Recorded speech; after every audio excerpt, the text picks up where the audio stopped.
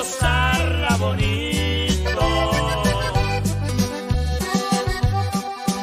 A mi modo he llevado la vida, así pienso seguirla llevando. A mi modo aprendí de mujeres, poco a poco me he ido enseñando. Unas veces gozando con ellas y otras veces por ellas llorando. A mi modo que sea mi sepelio, que se sirva tequila y cerveza, que me toque el norteño y la banda, que ninguna cara se vea la tristeza, que me canten canciones bonitas, que a mi modo sea mi despedida, que a donde yo vaya yo me iré contento por haber vivido a mi modo la vida.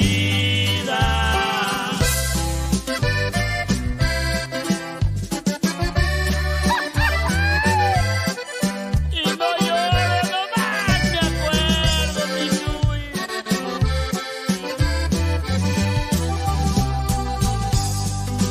A mi modo quisiera decirles a mis padres cuánto los adoro, y que no me avergüenza decirlo, que cuando de ellos me acuerdo lloro.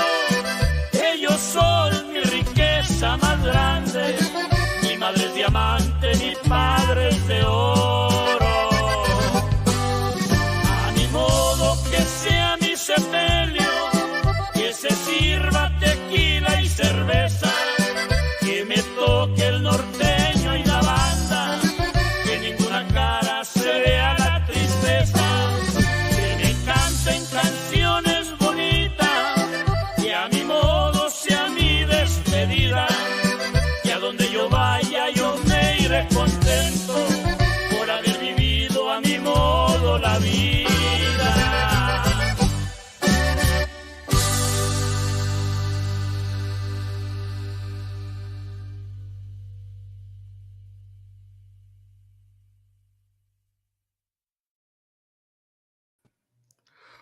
Se te aventaste, Benny, otra vez, neta, bro. You outdid yourself, Benny. Nel, Chalo, es la rola del David. Dice rolón, no, bro. Puta, Yeah. mano, bro. And Benny, and then there was two, bro.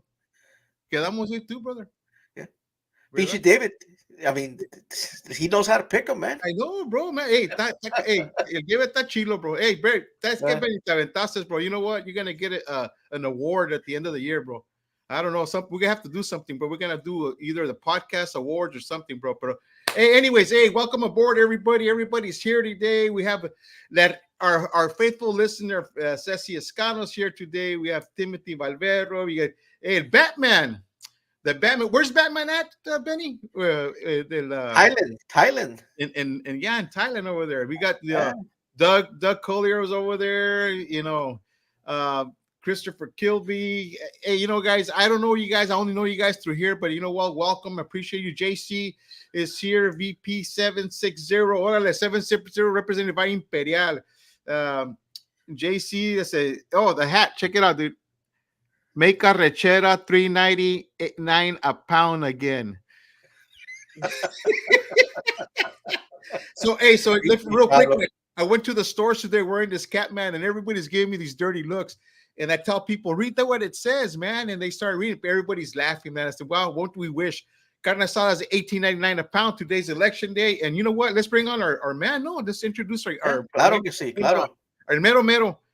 El mero mero. Hey, pero ¿sabes qué? Está guapo el David. ¿Qué le pasó?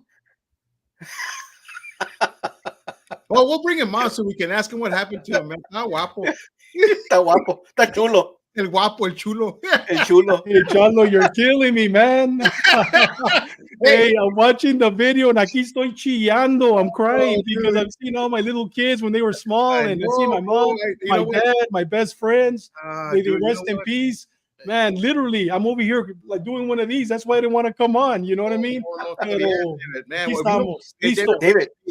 was that the first time you listened to the video? Yeah, I didn't want to watch it. I didn't want to watch it because I wanted it to be a surprise. And you know what, Benny? You surprised me. There's two guys there, and I'm going to talk about them, Oscar and Danny Otto. They're my best friends. As a matter of fact, I have them tattooed in my arm. And I love those guys, and they both passed away. And watching them, watching my mom and dad, they're both in heaven with the Lord.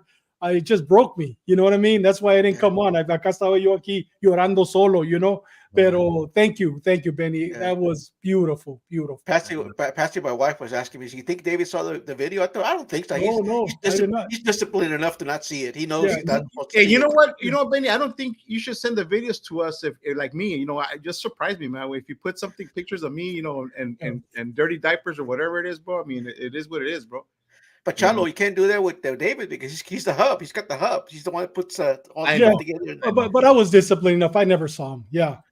Yeah, we got brother Ishmoy 1208 on the bottom. This is era hora, brother David. Oh, okay, yeah, órale.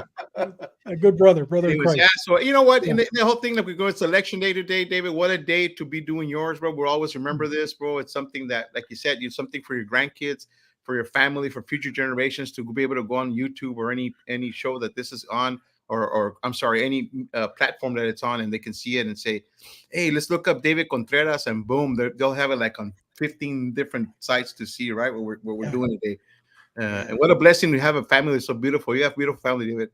And one of those pictures you kind of resemble, like when you're with your daughters, I think, you have the USC picture, and you were looking like that. Te parecías poquito al what's the name of the Mexican actor? God, he was a comedian. Cantinflas. No. Capulina, dude.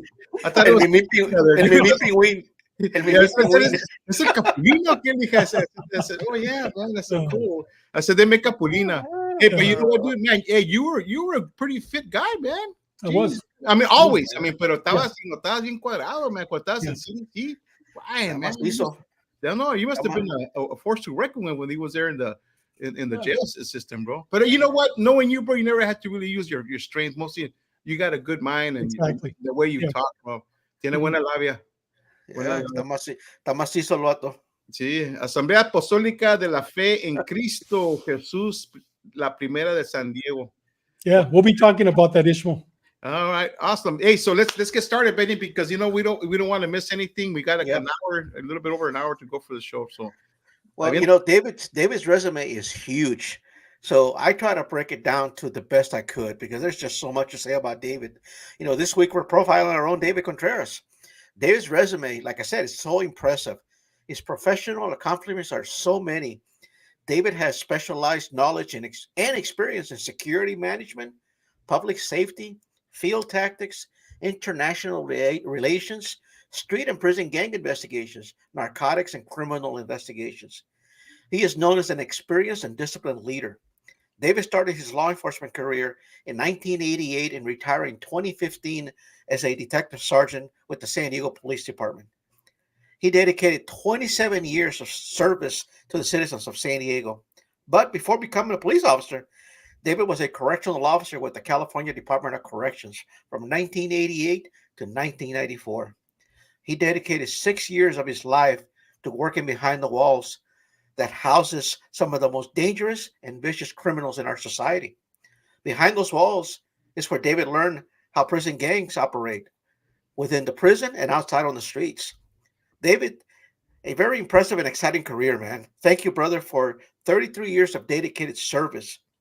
You know, today's episode, we're going to focus on David's upbringing, his journey through life, his experience becoming a correctional officer with CDC. And then next week, we're going to focus on his career with the San Diego Police Department. David is also known as a presenter. Well, not known, but he is a presenter and speaker at law enforcement venues. David has provided training throughout the United States, China, Canada, Colombia, and Mexico. And he's also a co-author of that famous book, When the Music Stops, the Pain Begins. David is also CEO of Sheepdog Assist, a company dedicated to helping first responders and persons who have PTSD. So welcome again, David. Hey, thank you, Benny. You know what? Just a quick correction. It was from 1985 to 1989 that I was a correctional officer. And then from 1989 through 2015, I worked for the San Diego Police Department. And then 2015 to 2023, I was 24. Just a couple of months ago, I was a private investigator. So I just gave up my license. But yeah, it was from 1984 that I started with the CDC. Imagine all those years andar metido en el mitote. Oh, yeah. In English, it's called in the mix. In the mix. That's right. Hey, guys, well, let me go ahead and get started. You know what? But before we get started, we started this segment where all of us have 1 to 2 shows where we're going to talk about our lives. And these shows are dedicated to our grandchildren. And I know, Chalo, I believe you have 1 grandchild, and I think Sean had like 6 grandchildren, and you have 2. I have 4. And this is dedicated to my 4 little treasures, RJ, Luca, Elijah, and Anaya. And then I have this saying that says, one loves their children, but adores their grandchildren. And this is them. The 2 of them, the 2 boys over here are Monique's. Next week, I'll talk about Monique and Vanessa. My son, David. These are Vanessa's, and they're right there in my backyard last year in my pool. And this show is dedicated to them. So you guys, you're going to see throughout our episode today that I'm going to be talking a lot to my grandchildren, because one of my goals is for them 20, 30 years from now to see this episode when they're going through something hard in their life. Next week, I'm going to get into something very, very personal that I've never talked about, only to a selected few people. I've never mentioned in any training. I've never mentioned it ever to a group of people.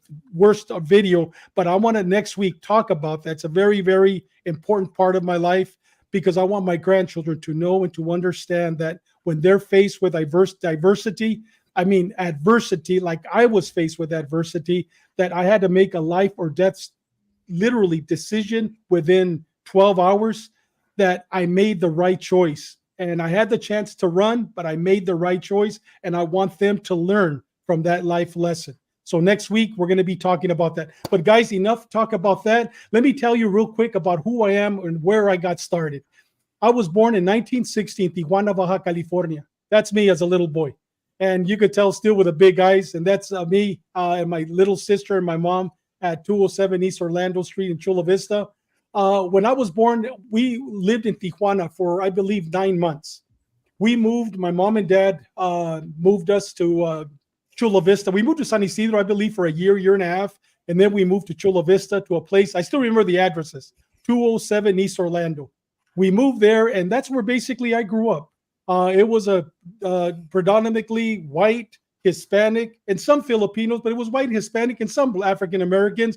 And we were a united community. It was a very different time back then. But I was that kid growing up that I always wanted to be a police officer. First of all, when I was that little boy, I was that kid that every Friday my dad would take us across the border to go eat tacos. I would always buy a ring mundial because I love boxing. I would buy lucha libre. So when you would go into my bedroom, and I'm talking about I'm maybe 4 years old till the age maybe 10 or 12, you would go in my bedroom, one whole wall was full of lucha libre posters, Solitario, Mil Máscaras, Blue Demon, Rayo de Jalisco, El Santo, dude, a whole wall. And then the other wall was full of boxers. You know what I mean? Because I would buy these magazines, and I buy these magazines. They had posters. I had it all over. And I was that weird kid when I was 8, 10 years old that would walk to school with a luchador mask on. And all these white kids in the school would look at me and they would go, "Who is that? It ain't Halloween." You know what I mean? Because it's December, right?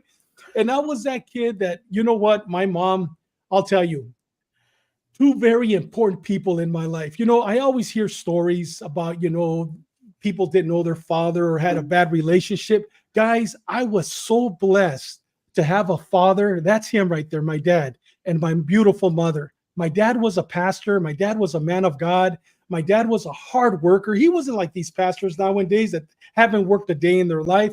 My dad would get up at 5 o'clock in the morning and work construction. You touch my dad's hand, he had calluses on all of his hand. He'd get up at 5 in the morning, go to work, get back at 5 in the afternoon, take a shower, and then he'd leave to the church to go preach. And after he preached a sermon, after the sermon, there was always somebody that was fighting in the church, always a couple that was fighting, or somebody was in the hospital. So after church, we would all jump in our little car, go over to the hospital or to a house to pray for people. By the time we got home, it was 12 midnight. And guess what? He was up at 5 o'clock in the morning. He was a man that I would see him pray. I mean, how many people can say that they've seen their father pray, their mother pray? And he was a great man, a man that when he walked into a room, he lit that room up. I mean, he had a third grade education, but yet he had 2 or 3 businesses where, I mean, he was either working construction. Well, he was a cement finisher. He was also a dirt hauler. He also had an equipment where they would have tractors and go level the ground with a third grade education. But my dad, like I said, he knew how to read the Bible. When he preached from his heart. This picture you see right there, he would go once a year to a place by La Paz. It's called Mulegé. And he would take 30, 40 men, and he would go and he would baptize them over there. That's him. I got a chance to go this time with him. You've heard of Mulegé? Dude, I have family in La Paz, so we've driven down there twice. Beautiful. Beautiful. Hey, yeah. Hey, David, was your dad a stature-wise, was he a tall man? He was like me. He was 5'11". Okay. He was 5'11". He was just a strong man. I mean, strong. I mean, his hands, my hands are big. His were twice as big. But you know what? Because he worked in construction his whole life, they were full of calluses. And he had a grip, probably the strongest. Oh, he did. Yeah. I remember the first time I was probably 18 years old. I beat him in arm wrestling. It was the biggest day of my life. But yet I got the payback with my nephew, Jonathan. I'll talk a little bit about him. But my dad was one of those fire and brimstone preachers. He would get up and just preach. He wasn't, like I said, educated. He didn't go to no seminary, but he talked from the heart. And, well, every man always has a great woman by his side, not behind him. And this is my mom right here. My mom, I'll tell you, she was that woman. I'm going to talk a lot about her when I start talking about Huero, Sherm, about when I started New Life and other programs later on. Right now, as we go on with the show, I'm keeping up with the time. But she was that woman, Chalo and Benny, that I would see her cry to God. After my father died in 2009, January 8th, 2009, she became one of the widows of the church. And she was a part of a group called Prayer Warriors. And every time any of my friends, every time I would go through anything, my friends all knew, all the cops knew, hey, man, I'm going through a divorce. Hey, man, my son is sick. Please call your mom. Have her pray. I would call my mom. I would call her and say, Mamá, por favor, ore por la hija del Oscar. Mamá, por favor, ore por la hija de Raul. Por favor, ore. And she would call her friends. And within minutes, Chalo, she'd have 20 ladies all praying for your prayer. And then she'd call me 2 days later. Did God hear our prayers? Yes, she heard your prayers, you know? And go ahead, Carlos. And I saw that when I went to her services when she passed, dude. Yes, you did. The amount of people, the amount of people that attended your mother's services. Yeah. It was a very special woman. I mean, it was like going into some award ceremony type of stuff. You know, we were there to honor her. You know, it was her life. You know, went out there to give thanks to God for your mom. You know, I didn't even know the lady personally, but you sit there and you hear all these people talk good about everything they experienced with her. The people around that you're talking to, that you hear conversations of your mom, dude, and your celebration of life. Talk about a celebration of life. I mean, it was awesome. I have never attended a service that to me was like, wow. Well, you know what, Chalo? When at her funeral, there was about 1,500 people. At my dad's funeral, there was 4,000 people at my dad's funeral. And one of the things that I did at my dad's funeral, I'm talking about him right now because he was so special to me. And I'm the man that I am because of my parents today. Because first of all, by the grace of God, but because of these two people, my mom and dad. At my dad's funeral, Chalo, there was about 4,000 people there. And one of the things that I learned from my dad is that whenever you walk into a room, you shake every man's hand, every person's hand, and you look at them in the eye and you thank them for whatever reason you thank them. When we had an open casket. So when it was time for people to walk down the aisles to look at the casket, you know, they always have the family sitting up front and people always go by and hug them. What I did on my dad's funeral, I got up by myself and I stood next to his casket, and everybody that walked by, I shook their hand and I thanked them. And then as people were walking by, gracias, que vino. Gracias que vino. Dios le bendiga. Paz de Cristo. And I was thanking him. And I'm telling you, Benny and Chalo, I don't know if I'm sure 4,000 people didn't walk that day to see him. But I'll tell you one thing. Out of, let's say, 1,500 people that I shook hands with that day. And I mean, it was real quick because there was such a big line. As we're walking by, at least 8 to 12 people told me real quick, one day I didn't have any food and your dad showed up with $100. Wow. One day I didn't have any gas and your dad gave me $50. One day my car needed tires and your dad showed up with 2 new tires. I mean, how many people could say that? You know what I mean? And that's why I am who I am today, because of him. You know what I mean? It's because of them. But guys, I mean, I could go on and on telling you beautiful stories about my mom and dad. But later on, next week, I'll tell you about my dad just a little bit more. But this is why I am who I am today, because of this beautiful woman and this other beautiful woman, my abuelita Maria. And I think that all of us Chicanos, Mexicanos, we can never say abuela. We can never say, dude, it's always abuelita. Yeah. And I'll tell you, these are the most important. Are the most important women in my life. These 2 women right here. And I could tell you stories, but guys, time is going. I have so much to talk about. But this beautiful woman, my abuelita, I'll tell you, man, I still every night, I never go to sleep without talking to her, to my mom, and to my dad, to Oscar, and to my father-in-law, and to Danny Otto. And I'll talk a little bit about them. But those 6 people, every night before I go to sleep, I see them in my mind and I thank them for being in my life. But with that said, guys, and I also have 2 beautiful sisters. So there's only 3 of us. My older sister is Rachel. They're my little angels. Not little, but they're my angels.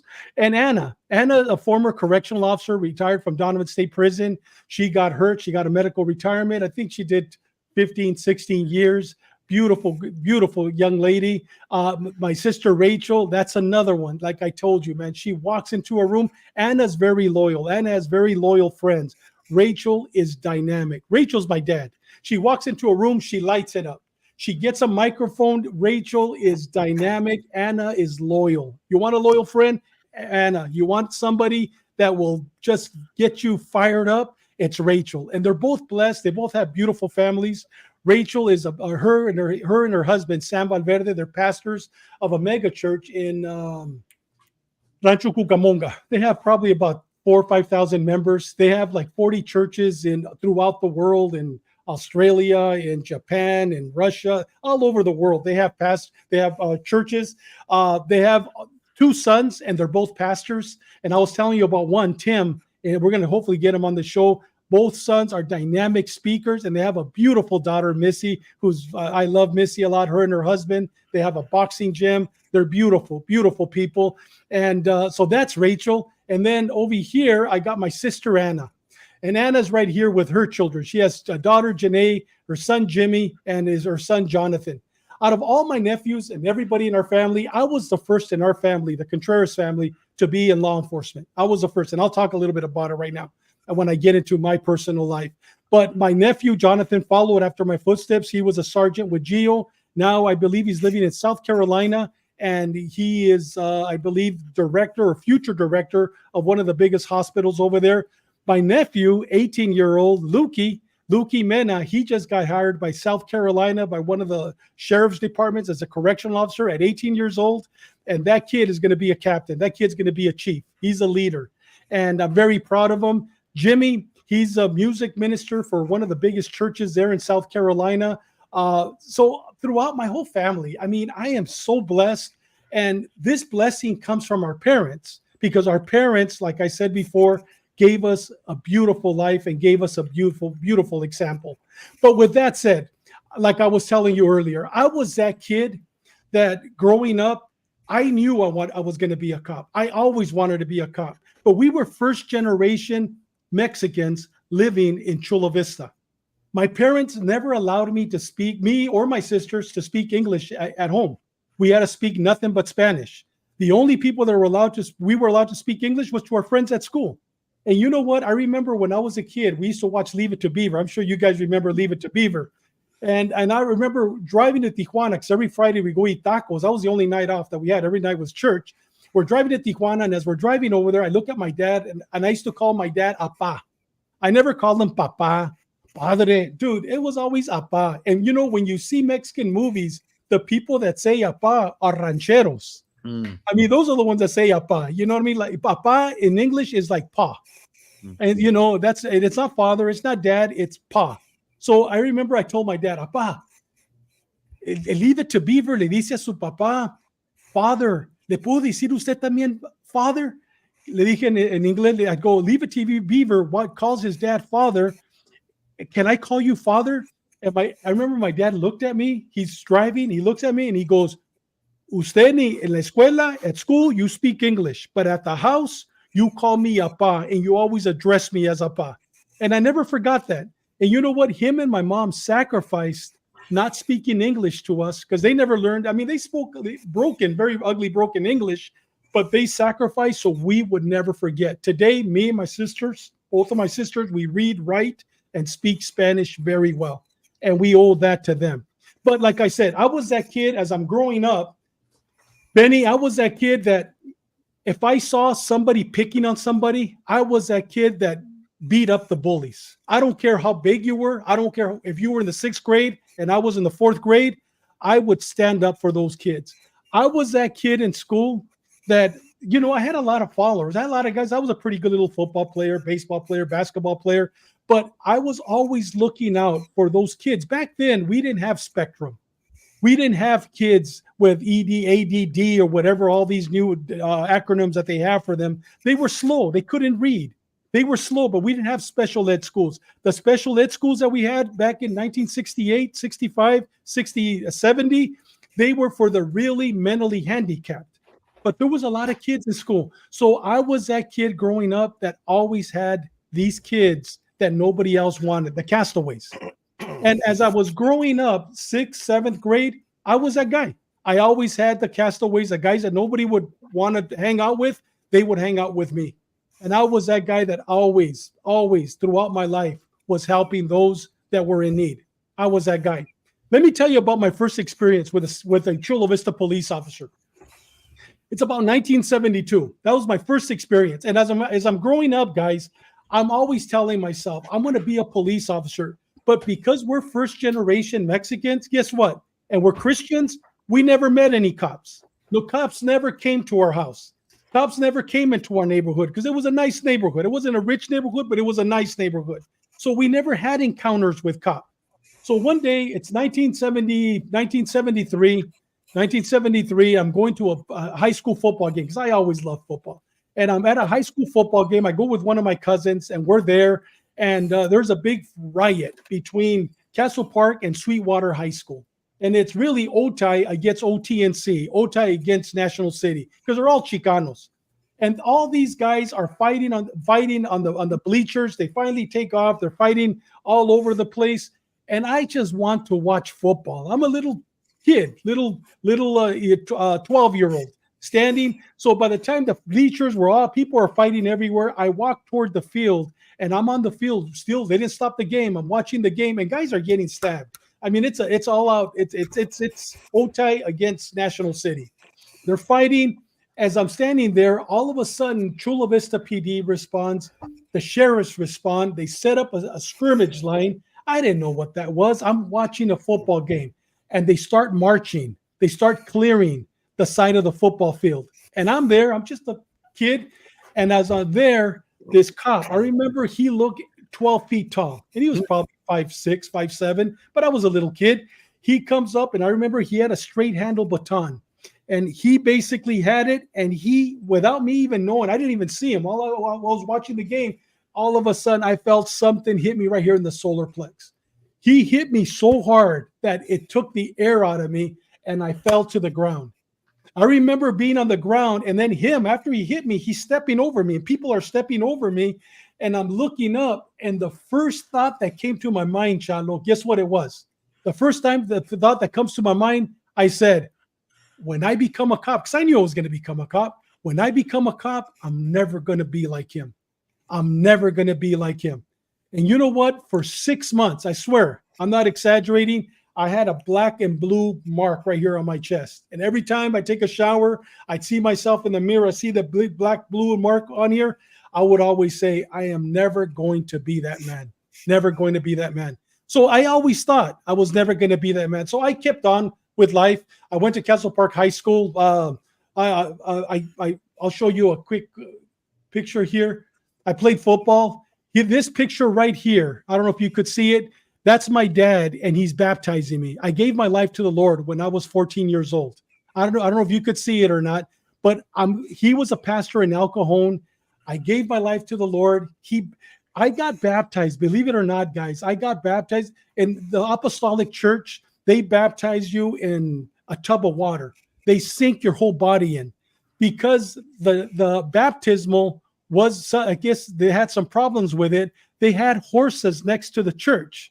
So what my dad did, he filled the tub of where the horses drank their water, and that's where he baptized me in a little horse throttle, I guess. I don't know what it's called, but that's me right there coming out of the water. That's my dad. He's worshiping the Lord. Here's me in high school. And throughout high school, I was that guy in high school that always talked to everybody about the Lord. Because when I gave my life to the Lord, I believed in the Lord. I believed that God could change anybody and that God could do miracles, right? And I remember now it's my senior year and I still want to be a cop, but I don't know any cops. Literally, we don't know any cops. Nobody's talked to us about being a police officer. But I remember my senior years, I'm getting ready to graduate. I go in, I talk to my counselor. I believe his name was Mr. Stone. And I'll never forget this, never, that as I walk in, he looks at me and he has my folder there in front of him. He has my paperwork. He looks at me, he's reading it, and he goes, David Contreras? I go, yeah. He goes, well, tell me, what do you want to be? I go, I want to be a police officer. And he was my counselor. And I looked at him and I go, he goes, okay, you want to be a police? Yes. Do you know any police officers? No. Do you know what you need to do to be a police officer? I go, sir, I don't know any police officers. I don't know nothing. Are you going to go to college? Do I have to go to college? I didn't know anything. I didn't know nothing at all because we were first generation Mexicans. My dad expected me when I graduated from high school that I was going to work either in construction or I was going to go work at General Dynamics because everybody that worked at General Dynamics had a retirement and they had vacation. So that's what I was supposed to do. So as I'm sitting there, I'm looking at him. He's looking at the paperwork. He looks at me and he goes, you know, I see that your dad's a construction worker. He's not a laborer. He's a finisher. I go, yeah. He goes, well, you know what? I recommend that you become a finisher. And I remember looking at him. I go, no. I want to be a police officer. And he looked at me and he goes, no, I recommend that you become a finisher. I go, sir, what do I need to do to become a police officer? He goes, really nothing. He goes, you need to work in construction. You have that build. You're strong. And the only thing he had to say was Mexican, but he never said it. He goes, it's in your family. I recommend you work construction. Chalo and Benny, will never forget as I'm walking home that day. Because back then, it ain't like today where people take their kids to school. Dude, back then we had to walk 3 miles to get to school, right? And there was no such thing as they're going to steal you. Dude, we had to walk up hills, mountains, 3 miles to get to school. The snow. No, there was no snow in Chula Vista. Pero what I'm trying to tell you is I remember, I will never forget, guys, that day as I'm walking home, I felt like, you know, and I remember thinking that I felt, like you see those beautiful big balloons full of, not air, but full of gas, helium. Yeah. And when you pop it, it just disintegrates. Yeah. Dude, as I'm walking home, I'm thinking I'm never going to be a police officer because number one, my counselor just said I need to work in construction. Number two, I don't know any cops. Number three, when I got home, I told my dad, I need to go to college. What's that? I don't know because we didn't know, dude. We didn't know back in 1970, 78. We were Chicanos. We were Mexicanos, first generation. Nobody ever told us about Southwestern College, San Diego State. Dude, nobody told us that. So I remember walking home and thinking, what am I going to do? So I got hired right after. Like I told you, my dad expected me to get hired with the either work construction. I hated construction, not because I was lazy. I just hated construction. And no disrespect for construction workers, but it just wasn't me. And I got hired with General Dynamics. 3 months later, I break my leg playing basketball. and we'll go into the next one. Go ahead, guys. Ask me the question. Yeah. So, hey, so one of the things that going back to the counselor real quick, like I experienced something similar, and a lot of people didn't, because the counselors, man, they always look at your grades. They just go look at your grades and they say, okay, you know what? But they don't understand that sometimes people might not be like super book smart in high school, but they excel once they leave high school. And what that counselor did to you, man, I mean, it's crazy, man. You know what? But then again, God has a plan for everybody, David. Yes. And so you know what? So David, since you kind of went in there, so share with us how you started the New Life Apostolic Rehabilitation Center in San Diego, California. Also share with us your experience with working with the hardcore drug addicts there and the hardcore gang members at New Life. Well, I'm playing basketball. Like I said, I had just got hired with General Dynamics. It wasn't NASCO, it was General Dynamics. I had just got hired there. I'm playing basketball after work with a group of guys. I break my ankle. And now I'm like, what the heck am I going to do now? I have a broken ankle. I just graduated from high school, and my dad's pushing, hey, what are you going to do? What are you going to do with your life, right? I'm 18 years old. And I remember, Chalo, I read this book right here. It's called The Cross and The Switchblade by David Wilkerson. And what this book is about, that book changed my life. That book right there, David Wilkerson, The Cross and The Switchblade. It's about a pastor. I think he was a pastor in Pennsylvania somewhere. It's a small little town. Little Copunk town, and God talks to his heart and tells him, go to New York and preach to the gang members there. And he kept fighting it. Finally, he goes, okay, I'm going to go to New York. I'm a white pastor. I have no experience working with or talking to gang members, but I'm going to go. So he ended up going to the Bronx, one of the worst parts, Spanish Harlem, one of the worst parts. And there's two major gangs there. One was called the Mamas, and the other one, I can't remember exactly what they were called, but they were two Puerto Rican gang sets. And here's this white guy, walks in the middle of a gang-infested area and tells them, God sent me here to tell you about Jesus. And the bottom line is he stayed there for 2, 3, 4 years, and he built one of the biggest churches, non-Catholic churches in New York. And he built several rehabilitation centers. I'm trying to think. It wasn't Victory Hour, which had nothing to do with them. It was a special program for drug addicts and troubled youth. But there was a guy named Nicky Cruz. And if you watch the movie, Eric, what's his name, plays him. But he basically went because God told him. After I read that book, all of a sudden, Chalo, I was never a drug addict. I was never a gang member. I grew up with them. I had cousins that were gang members. I had cousins that were heroin addicts. I had relatives, best friends that were heroin addicts, hardcore gangsters. I never was, because I always wanted to be a cop. So at the age of 18 years old, I had just bought a new car because I had just started working and at General Dynamics for 3 months. So what I did, I basically, and my dad's a pastor of a church, and I'm going to his church. And in front of my dad's church, it's this house right here. And my grandmother used to live there. It was a big, like a 6-bedroom, old house. And she lived there by herself. But there was like little rooms outside of the house. So I tell my grandmother, my abuelita Maria, and I go, Abuelita, can I use the outside rooms? Because I'm going to be like this guy, David Wilkerson. I'm gonna go to the barrios and I'm going to go talk to drug addicts about Jesus. And my dad's church, they didn't have drug addicts there. They didn't have gang members. They were all people from the community. Maybe their kids were, but they weren't. So now my legs healing. I had a cast. I would go down to Otay, which at the time was one of the worst barrios. That's where Carlos Chacon grew up. And I would go and I would preach to all the gang members. I would literally drive my little white car, get out of the car with a cast, and I'd be walking with a cast and telling them, hey, man, Jesus loves you. God wants to change your life. And as I'm doing that, I didn't have no men in the home. One of the first guys that I got to go to my home, he had just got out of prison, was this guy right here in the middle, Daniel Aro. Daniel Aro was one of the main leaders from Otay. He was a stone heroin addict. And this dude had just got out of Tracy, had just dealt with the NF, with the MNU, everything about him.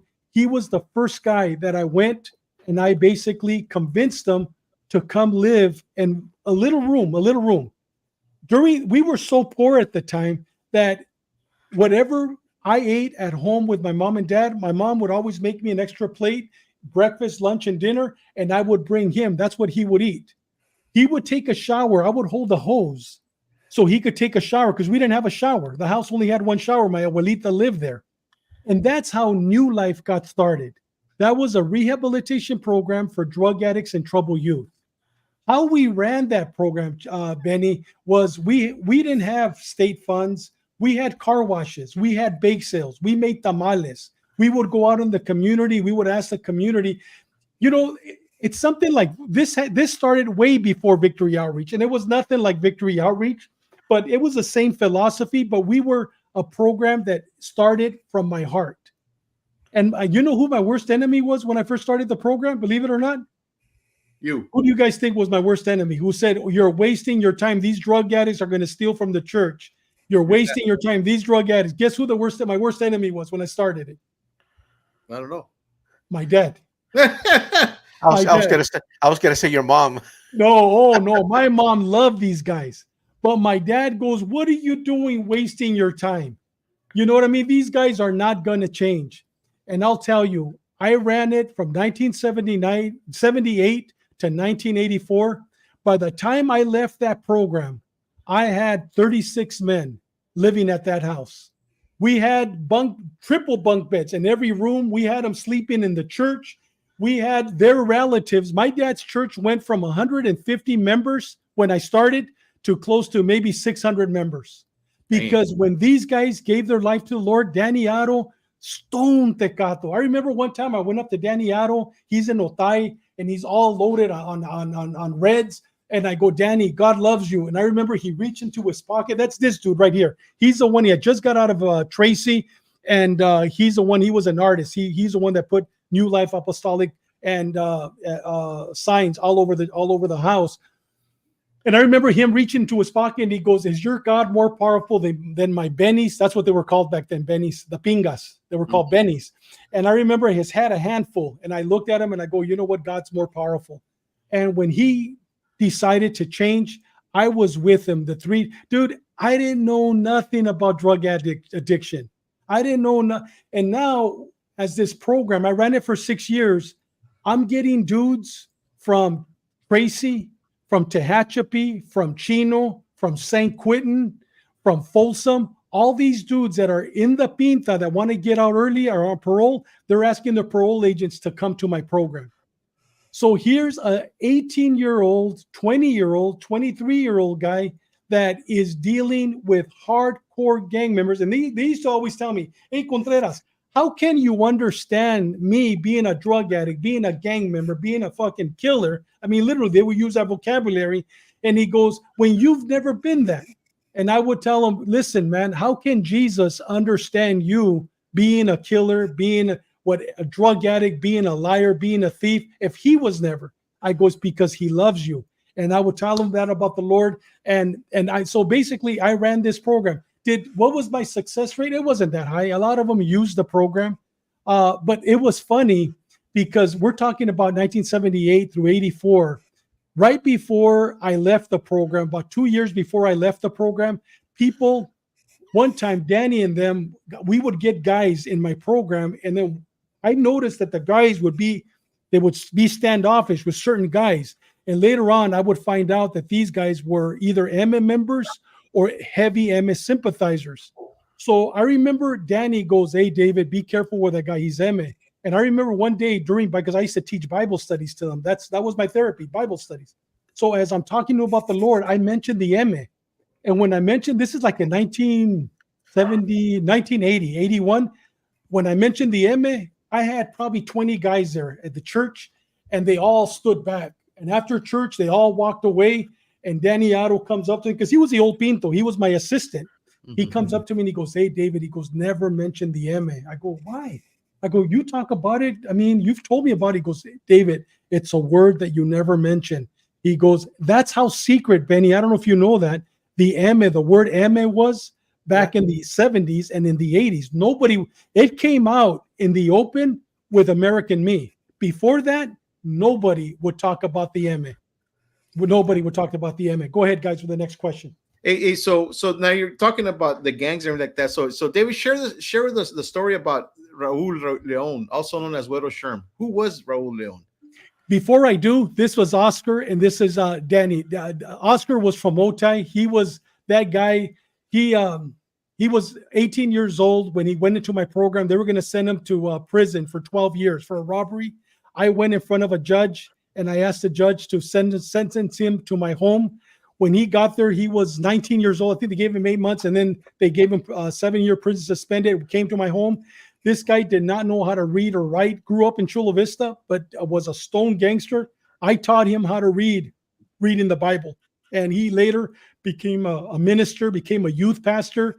Oscar, dynamic man, one of my best friends. Danny Otto, this is Danny. May he rest in peace, and may Oscar rest in peace also. Danny was my right-hand man, and I love these two men. But okay, let's talk about Huero Sherm. During that time, I would go and I would visit inmates at the county jail. I would go to the county jail. I was maybe 21, 22 years old, and I wasn't a minister. But my dad was a pastor. So what I would do, Chalo, my dad, he had a credential, and we had the same name. I'm David Contreras Jr.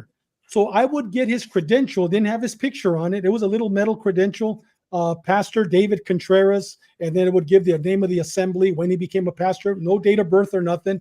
And I would get his briefcase, and I would tell my mom to fill it up with burritos. So my mom made the best burritos in the world. So she would fill it up with burritos. They were all bean and cheese because we weren't that rich to have carne every day. They're bean and cheese burritos, but she would make the tortillas, right? And I would fill it up with burritos, and I would go to the county jail. And there was a guy by the name of Ricky Saucedo, who was a Shelltown gangster at the time. He had all his brothers, Monchi, that were hardcore gangsters. He was there, and he contacted me, wanted me to go and talk to him about the Lord. He's now a minister. He's now, I believe, a pastor. Well, he was going to be a pastor. He gave his life to the Lord. So when I go to the county jail, I'm about 21 years old, 21, like in 81, 82. I go, Ricky comes down, and he was in high power because he was going to go to prison too. He was hardcore dude, Ricky from Shelltown. He comes down, and he goes, hey, David, he goes, there's a youngster here. They call him Huero Sherm, and he's fighting a murder case, and he wants you to, he wants your mom's burritos. He goes, I go upstairs, and I tell him all about your mom's burritos. He goes, do you mind talking to him? I go, no, not at all. He goes, there's another dude in here. Remember this name because I'm going to talk to him when I go into corrections. Named Carlos Zuniga. And Carlos Zuniga, he's a Chicano from Shelltown, but he's a wannabe Hell's Angel. He has long hair, and he's a big dude, man. That dude knocks everybody out in the cell. Navato's mean. He goes, he wants to know about Jesus. I go, well, tell those two dudes that next time I come, give me their number, and I'll call them down. The first time I met Huero Sherm, I met him for about 6 months. He would come down, and he would come down he was always laughing. He was a very funny guy. He was always joking around, always laughing. And he would come down, hey, David, what's going on? And, that's the way he talked at the time. And I started talking to him about the Lord.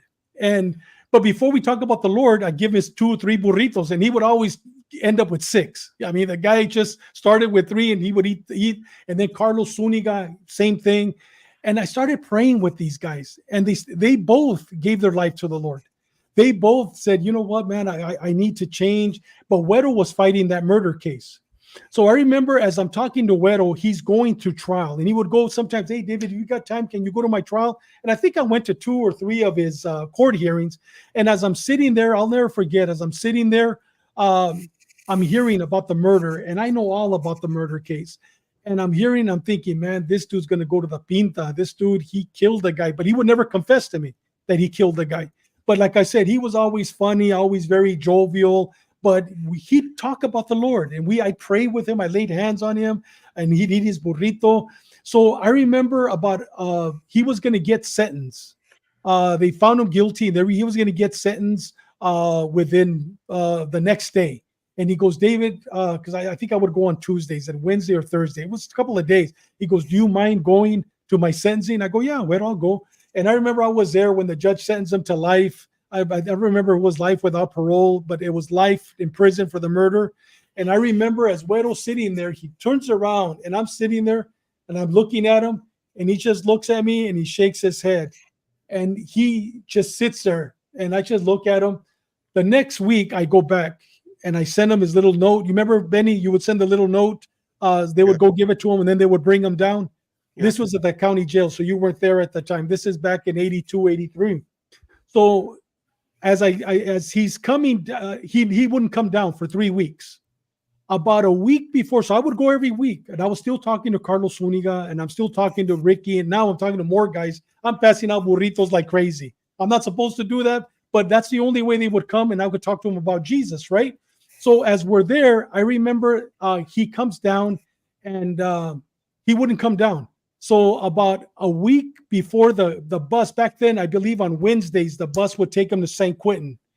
Ricky calls me, and he goes, and I'm still at New Life, and he calls me, and he goes, David, he goes, Huero's catching the goose on Wednesday. He wants to talk to you Tuesday. And I go, Orale, I'll go over there. I go, he hasn't been coming down. He goes, hey, man, he's a different Huero. I go, okay. I go, well, I'll go. And I remember going there, and when I got there, Huero now, he's high power. He's going to St. Quentin, life without parole, or life, I don't know if it was without. And they got him all shackled up. I remember if it was orange or yellow, the suit back then. And he's walking down, and it's a different Huero, Chalo. He's walking down, and you could hear the change. And I'm sitting there with my burritos, because back then they would allow me because they thought I was a pastor. Dude, I was lying. I was using my dad's credentials. So I wasn't lying. I mean, I was a deacon in his church, but I wasn't my dad, but we had the same name. So as I'm sitting there, they're bringing him down. And as they're bringing him down, I remember he walks in and he sits down. And when he sits down, it was a different Huero. That 3 weeks ago when he cried to the Lord, it was a different Huero. He looks at me and he goes, David? I go, yeah, Huero, what's up, man? I go, hey, I'm sorry. And he goes, nothing to be sorry about. And he looked at me and he goes, fuck God. And I looked at him and I go, what? And he goes, fuck God. I go, okay, fuck God. I go, you know that God has a plan. And I'm trying to talk to him. And he goes, let me tell you something, David. You want to hear how I killed this guy? And I'm not going to talk about it here. I think I've talked about it in other shows. But he literally broke down. I didn't want to hear it, but I'm there. I got a burrito. I'm eating it too. He starts telling me exactly. I mean, details on how he ran him over twice and how he made him kneel down, blew his head off. And after he blew his head off, gets in the guy's car, goes around the block, comes through the alley, runs him over again. And as he runs him over again, he goes down the street to the park and he goes underneath and he goes, he's going to join me this. He goes, I was taking the screws off the stereo because I stole the stereo from the car and then they lit the car on fire. And the guy I just ran over twice, he goes, you know how it felt? And he's excited telling me this. And as he's telling me this, I'm looking at him, I'm thinking the blood of Jesus, I'm thinking this guy. And as he's telling me, he goes, I am going to be the leader of the MS someday. He goes, you've heard of the MS? I go, of course I have. He goes, you're going to hear me. I'm going to run the MS. When I get to St. Quentin, I'm going to stick people to become the leader of the MS. And guess what? He did. When he got to St. Quentin, that's how he made his bones. I believe he stabbed a correctional officer. I believe it was a correctional officer that he stabbed and rose up to become not the leader, but one of the main guys from the Mexican Mafia. And I remember as he's telling me this, I'm looking at him and I'm going, Huero, can I pray for you? He goes, no. He goes, I go, Huero, you gave your life to the Lord. I go, I'm telling you, no matter where you go, you can't run from God. You can't run from God. And he left. And he left, but I got a chance to witness to him for maybe a half a year, maybe 9 months. And so, you know what? And I'm a firm believer, Chalo, that no matter where he's at, I believe he's in Colorado, one of the most secure prisons in the world, that no matter where he's at, God is there. And you know what? God is dealing with him. And you know what? He gave his life and God is faithful. God is faithful. Guys, time is going quick, but I'll be real quick. Go ahead with the next one. Wow, man. Woo. Hey, David. So share your quick experience, or not quick, but share your experience with the California Department of Corrections, the hiring process, and the academy experience with this. What Okay. I'm gonna go real quick, guys. If you guys don't mind, we're probably gonna have to go maybe about 10 minutes over. If you guys are okay with it, or I could stop, whatever you decide, Benny. Dale. Yeah. Well, let me tell you. And then, so now it's 1984. I leave the church. A lot of things happened. They're very personal between me and the church. I didn't believe in a lot of things that were occurring. So I leave the church. So I get hired. I leave, I believe it was like in November of 1984. In 1985, finally, I moved to my sister's house. They were living in Fontana at the time, my sister Rachel, and they had a couple of correctional officers that were going to their church. So that was the first time, Chalo, that I got literally exposed to law enforcement. Even though I would go to court with all these guys, I was still not exposed to law enforcement. Because, I mean, I was dealing with probation officers, parole agents, because they would bring them to my rehabilitation program, but I wasn't working with them. So now I'm going to my sister's church in Fontana. There's about 5 correctional officers there. They introduced me to the Department of Corrections. I apply. I get hired within 3 months. I mean, they picked me up. I got hired to go to Tehachapi State Prison. When I get to the academy, my ex-wife at the time, Liz, and I have my 2 daughters, not my son yet. They're looking for a house. Dude, we didn't even know where Tehachapi was, Benny, at the time. All we knew is that we were going to move to Bakersfield. So I had her, we grew up in Chula Vista. I had her looking for a house in Bakersfield. First of all, we needed to find out where Tehachapi was, but that was the only prison they offered me. So I was like, I don't care. I just want to get hired. I want to be a cop. So that was my first experience. As I'm going through the academy, all of a sudden they go, well, Tehachapi, guess what? Tehachapi's not opening. They were opening up a level 4, and that's where I was supposed to work. We don't have a place for you. So during that time, we were doing our OJT, on-the-job training, at Tracy State Prison. And it was at Tracy Prison that I remember, well, I was at Tracy. Well, they sent us to Tracy, I believe, 4 days to do our training. And on my second day, when I got back to the academy, they call me, my FTO, my TO calls me and he goes, hey, do you want to go to Tracy? And I go, well, we're doing our OJT there. Can I? Well, yeah, we could offer you Tracy. I go, well, let me see. But let me go back. While we're going through the academy, Benny, I don't remember if it was a 6-week academy. But it was the last month that we went on our OJT, and that's when we went to Tracy. But during the academy, one of the things that happened, I was never in the military. And I remember the first day in the academy, they made us run up and down, take chairs apart, put chairs back together. They were cussing at us, throwing. The only thing they didn't do was slap us, but they were calling us every name in the book. And they treated us like all the guys were ex-drill instructors. So that caught me by surprise. But I was okay with it. I mean, I'm 24 years old now. I could do whatever. The only thing I had a problem with is marching. For whatever reason, I could not march. But you know what? I learned, right? So as I'm going through the Corrections Academy, they kept emphasizing 2 things. Number 1, don't tell anybody who you are. Because if you do, those convicts, they will take advantage of you and they will kill you and your family. Basically, that's what they were saying. And number 2, you're not a guard. They kept talking about that. You're not a guard. You're a correctional officer. Because you're a correctional officer, we're paying you like we're paying CHP. And I remember they kept throwing that on us. So now check this out. So now we're getting ready. I'm with all the Chicanos, all the guachos, the correctional officers, the negritos. We're all a big family. We're going to Tracy State Prison, and nobody there knows that I used to be a deacon in my dad's church. Nobody knew that I ran New Life. All they knew that I was a Chicano because I always had that look, the Chicano look, but I never told nobody about the Lord because by now, when I left the church, God never left me, but I left my beliefs. You know what I mean? But I never left God, but I left my beliefs. So now I'm working for the Department of Corrections. So now I'm going to Tracy for the first time. They're taking us out to a real prison. And I remember as we're walking through one of the corridors of Tracy, we did 4 days there. And I was supposed to work there, stay there. But we're on OJT. And as I'm going through one of the corridors, there's a dude, a big dude, that all of a sudden yells out, Pastor Contreras. He yells out, Pastor Contreras. When he yells that out, everybody looks, and I'm thinking, who's he talking to? He said, Pastor Contreras.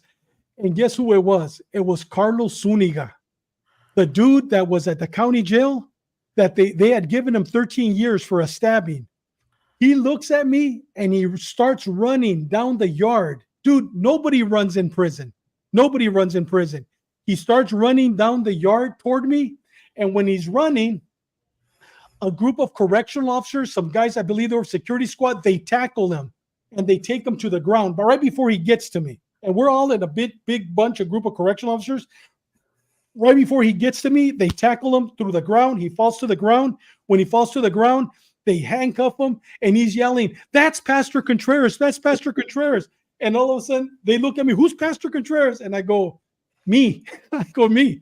And they looked at me and they go, "You're a pastor?" I go, "Dude, I ran a rehabilitation program. I'm a Christian." "He's calling you a pastor." They got him and they threw him in K-Wing. I believe it was K-Wing in the hole. And when they throw him in the hole, they grab me, the security squad. They take me and they take me to some lieutenant's office, captain's office. They go, "Who the hell are you?" And I go, "Listen, man," I go, "I used to preach to that guy." So finally, after these things got settled down, I go, "Can I go talk to him?" And he goes, "Yeah, man, go ahead, go talk." They escorted me.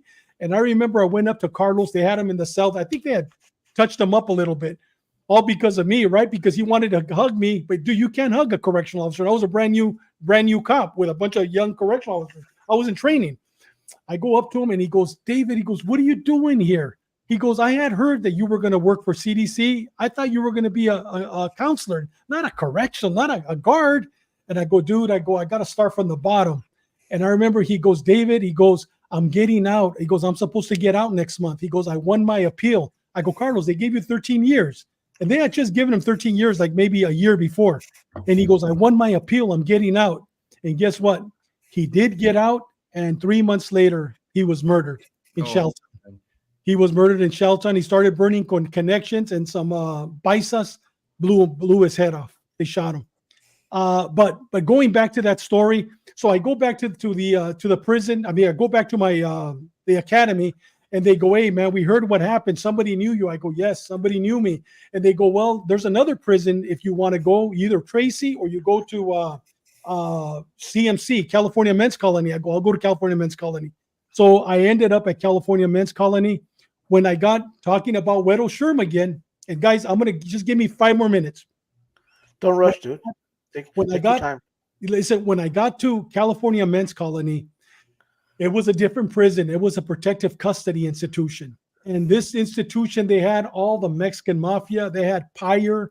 They had all police officers. They had all the child molesters. They had the worst of the worst in this prison, but all the Mexican mafia dropouts. So I remember I got there, and almost every day there was use of force. Almost every day, because there was one yard, it was called D yard, where they had the nuts, the crazy guys. And when they were not taking their medication, they were doing the medication, they sent them to, I was working C-Quad at the time. And C-Quad, like, we had all the Hell's Angel dropouts, all the Emmett dropouts, NF dropouts, Tiny Contreras, Talamantes. We had all the hardcore dudes in my yard. And I remember I'm working there and I'm, getting to know the job. And there was a couple of times we had to use force because, some guy was stabbing somebody, or there was an incident and we all had to jump in, beat people up. So now I'm doing that. But I remember a couple of times as I'm walking in, all of a sudden somebody would yell, "Pastor Contreras." And I would look at everybody and they go, "Who's that?" I go, "It's me." I got used to it because there were guys that used to be in New Life. Now they're doing time in prison. So now they're telling everybody in the Yarda, "Hey, man, he used to be a pastor. Hey, man." And you know what, Chalo? I was never embarrassed of Christ. I was never embarrassed of Christ. I was never embarrassed of my upbringing. I was embarrassed that I wasn't living for God at the time. Because when I left the church, I started drinking. I started partying. You know what I mean? I left the church. I left it. I never went back. And so I wasn't embarrassed of Christ. I was embarrassed for them to say, "You used to be that. Look at you now," right? So that's what I was, never of Christ, but of me, the life that I was living. So I remember one day I'm there and I started getting a reputation. Everybody, because I was a go-getter, Benny. I mean, I was getting heroin. I was getting knives. I was getting pruno. I mean, I was like you when you worked the county jail. That was me in the Pinta. I had informants, all the putitos, all the homosexuals, they were all my informants. That's one thing that I've always been very good at, is recruiting people to work for me.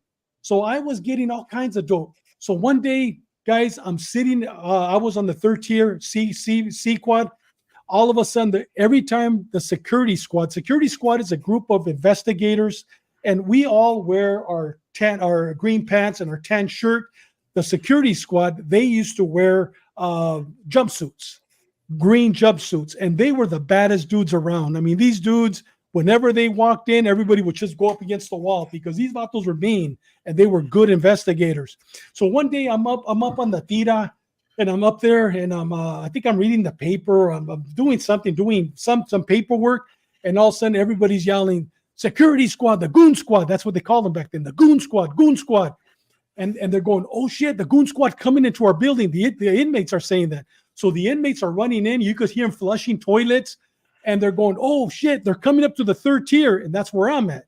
And I'm thinking, "Oh, they're gonna come up here. Hopefully, I'll get to know," because I didn't know these guys, right? Because nobody knew these guys. They come up to the third tier and they go, "You're Contreras?" I go, "Yeah." He goes, "Come with us." I go, "What?" He goes, "Come with us." And I remember looking at him going, "Okay, where are we going?" "The warden wants to talk to you." When they said that, the whole yard was quiet. And everybody thought they were going to handcuff me. They go, "Walk between us." So I go, "Okay." And we're walking. By now, I'm sweating up a storm, and I'm thinking, what did I do? Right? I'm thinking that. And as we're walking down the second, third tier, second tier, first tier, we're walking into the yard. I got two goon squads in front, two in the back, and two in the side. They got a little diamond around me. And everybody's thinking, that guy fucked up. That guy's dirty. We knew he was dirty. You know what I mean? And your so-called friends, and they're going, "I knew he was dirty." Exactly. Everybody's going. You could hear the whole yarda is quiet. The whole yard. I mean, I got to the point, Benny, that when I would get to work, I mean, I knew exactly what I knew how to read the yard. I mean, we know how to read the yard. We know how to read inmates. We knew who they were going to stick. I mean, I got that good. Now everybody's looking at me, and they're walking me, and I'm thinking, what the heck did I do? I'm thinking, what did I do? I'm getting worried now, right? So they take me through the quad. They take me through the I forgot what it was called, but that's where the sergeants were, and they take me straight up to the main building. To the guy's name was Estelle. Raymond, I believe Estelle was the warden's name. Dude, back then you never got a chance. I never met the warden. So I walk in, they open the door, and two correctional officers, a guy named Danny Lopez, who later became a very good friend of mine. Later on, I knew he was a Christian, and a guy by the name of Gonzalez. I forgot, he was a sergeant. They come and they stand next to me. And back then, Benny, I already knew Devin Hawks. Devin Hawks and I were good friends. Devin was one of the prison gang investigators. So I'm walking in. They sit me down. The warden comes down. He sits down. He takes out a file, and he looks at it, and he throws it on his desk. And he goes, "You're David Contreras?" I go, "Yeah." And I was about to say Pastor Contreras, but I was just like, "Yeah, I'm David Contreras." And he goes, "You know Huero Sherm? He goes, "You know Raul Leon?" I go, "Yes, sir." He goes, "You're writing to him?" And I go, "No, sir." He goes, "I have a letter right here with your name and your signature I got 10 letters here that you were writing to him. And did you live at 3747 Sunset Lane, San Isidro?" I looked at him. I go, "Sir, I never lived there, but I ran a rehabilitation program there." "And were you a reverend?" I go, "Well, I was a deacon in my dad's church." I go, "Yes, I was." I go, he goes, why are you writing to him?" I go, "Sir," I go, "I haven't talked to Huero Sherm in 3 years. But you wrote to him." I go, "Yes, when he went to prison, he would write the program, and I would write him letters." I go, "Every letter you read, I am always talking about the Lord. Read them." I go, it's all about the Lord."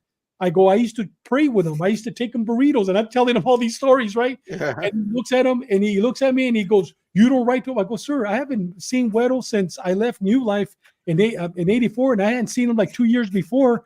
I go, "He doesn't know that I'm a correctional officer." He goes, "Well, they searched his cell and they found your name as a correctional officer. We thought you were dirty." I go, "Sir, I'm not dirty." So what happened there, Benny, as I'm walking out, the sergeant Gonzalez and Danny Lopez look at me and they go, "You know Huero Sherm?" I go, "Yeah." "How do you know him?" I used to talk to him about the Lord. You're a Christian? I go, well, I was a Christian. Well, you're once a Christian, always a Christian. You know what, man? Do you know how to read Spanish? Yes. Do you know how to read Galo? Of course. Do you know how to talk Galo? I go, of course. I used to work with drug addicts.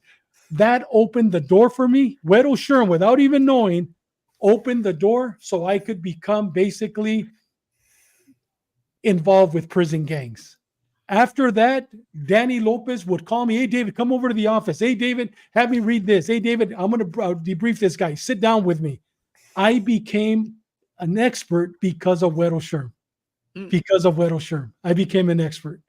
Who would have thought that, right? Who would have thought that? And I'll tell you, one of the things, I'm going to end it right now because was the warden as bad as Ayers as far as character, like strong character? Oh, you know what? This guy, they believe his name was Raymond Estelle. Era un chaparro. Huero, he looked like Ayers. Dude, I was scared to death. I thought they were going to fire. I thought they were going to arrest me. But you know what? He got up and he goes, hey, man, thank you for what you did in the past. He goes, I believe you. You're not writing to him. You have nothing. He goes, take it. I forgot what he said. It was, but when as soon as I walked out, the sergeant Gonzalez and Danny Lopez turned around. They go, you're a Christian. And I mean, that Huero Sherm opened the door without even, that's why I was telling you, Chalo, everything happens for a reason. Everything happens for a reason. Yep. And then after that, I went to Donovan State Prison. I opened up Donovan. You know, when you see the movie American Me, when you hear at the very beginning, the sergeant yelling, everybody stand up, put your hands up, hands behind the neck, hands behind the ear, put your fingers in your mouth, turn around, open up your butthole, stick the guy that I did that. When I went to Donovan, I worked R&R, receiving and release. And it was in receiving and release. I'm the one that literally, the first inmate that got to Donovan, I'm the one that escorted him out in chains, and I'm the one that booked him. The very first inmate. This is in 1987. I opened up Donovan, and I was working receiving and release.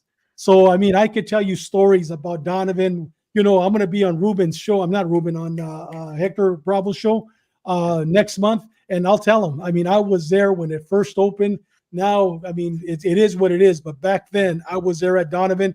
And you know, Benny, one of the things that I was very good at, and I'm going to end it right now, one of the things that I was very good at, and it's helped me throughout my career, I've always been able to talk to people, to get their confidence, and to turn them into sources.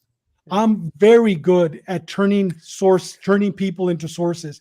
And that's one of the things on the Ayala case. I'm the one that turned one of the main witnesses. Carlos Chacon talked about him.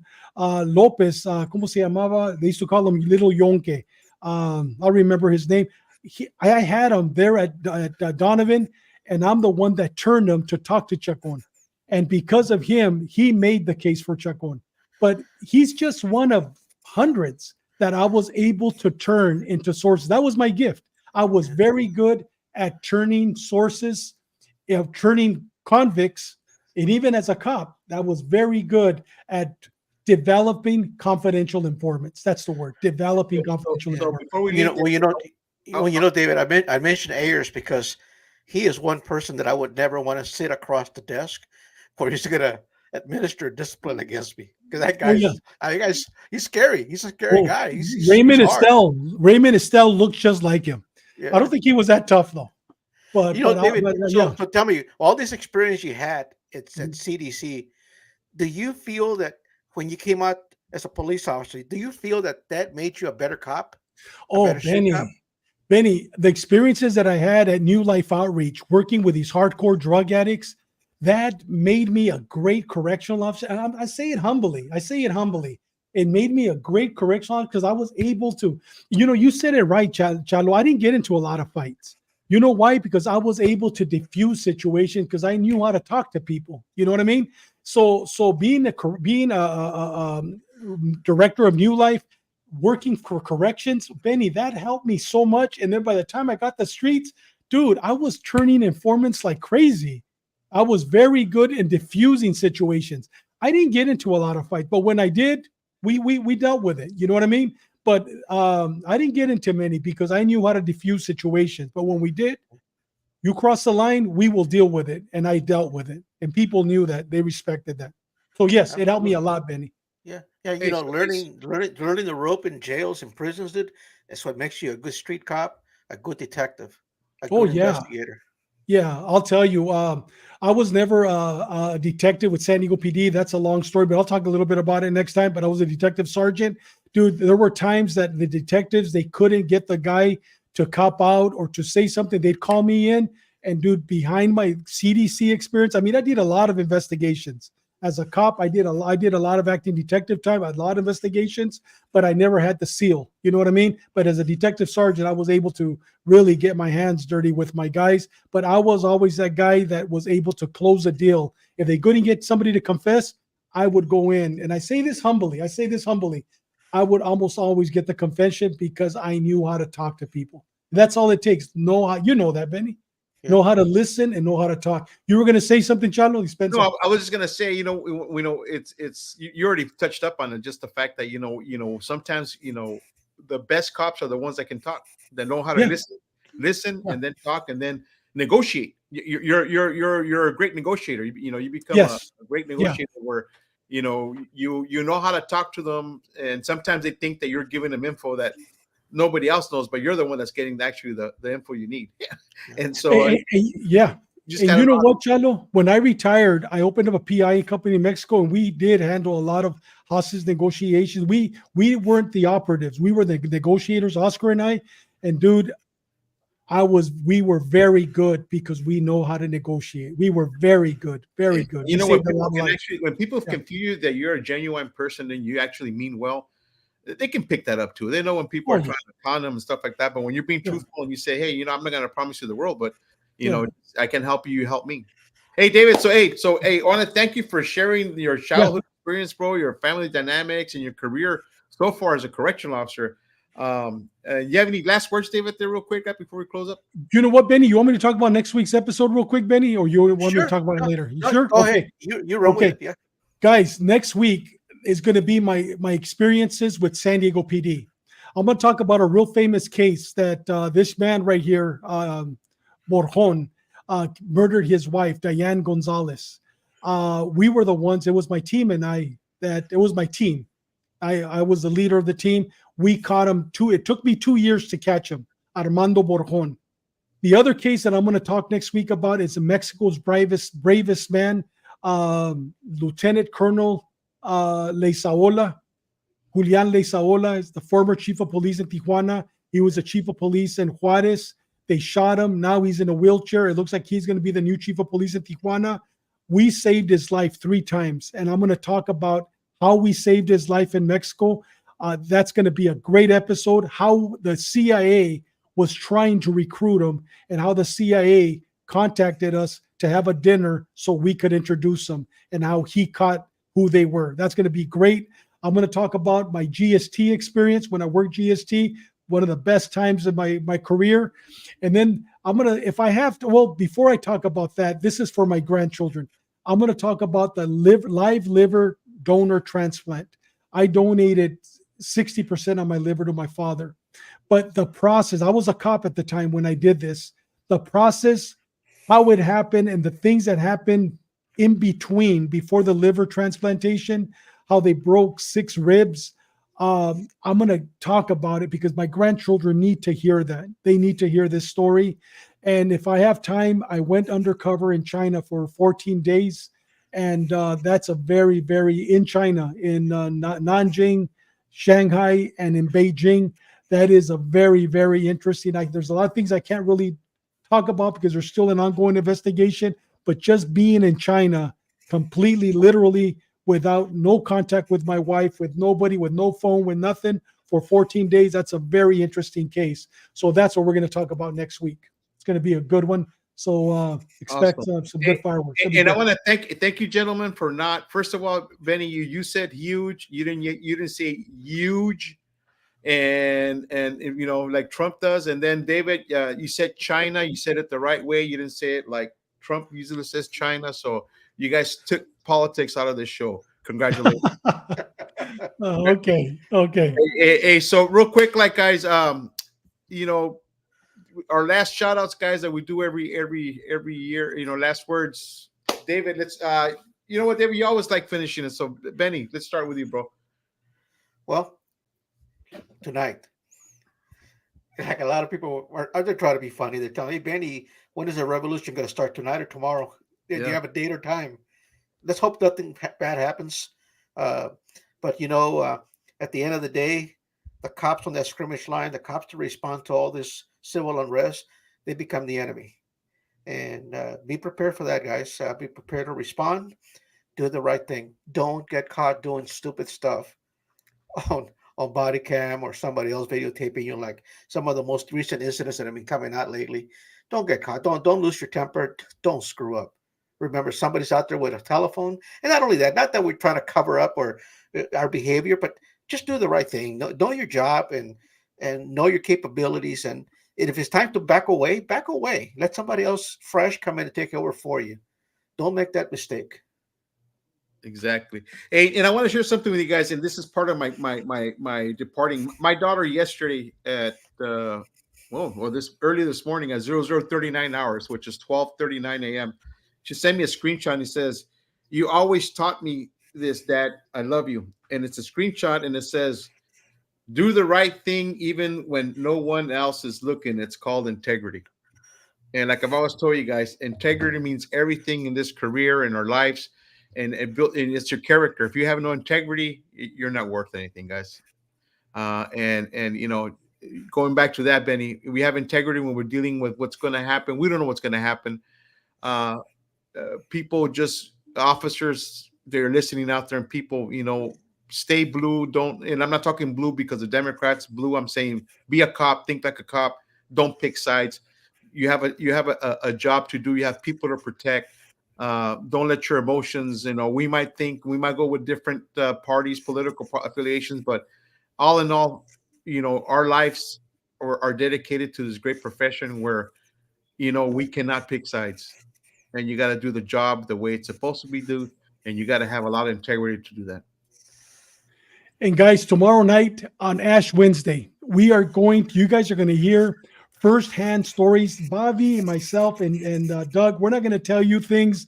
We're going to talk about Ouija boards, angels, and demons, but real life experiences that we have had, not that we read or that happened in Ireland or happened in Africa or happened in Mexico, that we have experienced. And I am going to share for the first time a video that happened in my house in Chula Vista that my camera took, where I believe they were angels. We're going to see them tomorrow night. We're going to talk about the Ouija board experiences that we had when I wasn't living for God.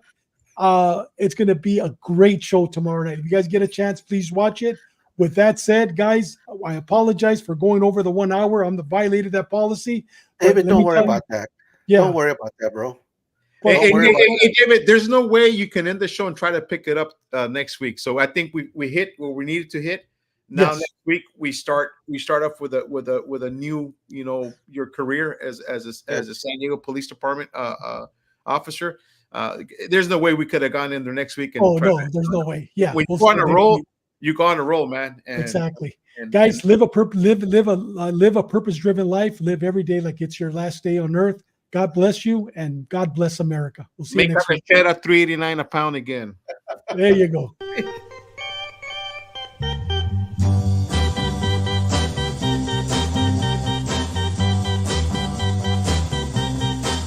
Too many teardrops for one heart to be crying. Too many teardrops for one heart to carry on. You're way on top now since you left me. You're always laughing way down at me. But watch out now, I'm gonna get there. We'll be together for just a little while, and then I'm gonna put you way down here, and you'll start crying.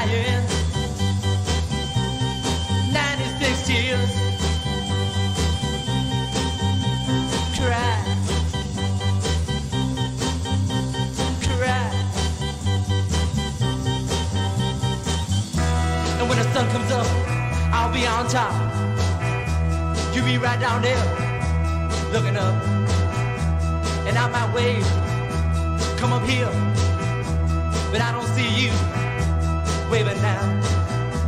I'm way down here, wondering how I'm gonna get you, but I know now. I'll just cry, I'll just cry. Too many teardrops for one heart to be crying. Too many teardrops for one heart to carry on.